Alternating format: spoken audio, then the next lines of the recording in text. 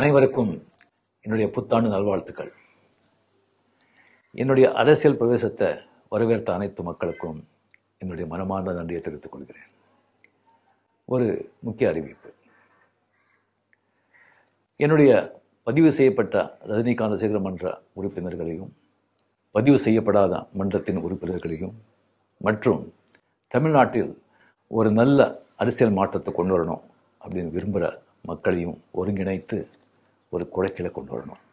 அதற்காக நான் ரஜினி மன்றம் .orgங்கிற பேஜை உருவாக்கியிருக்கேன்.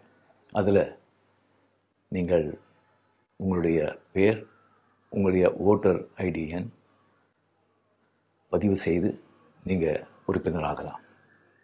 தமிழ்நாட்டில் ஒரு நல்ல அரசியல் மாற்றத்தை கொண்டு வருவோம்.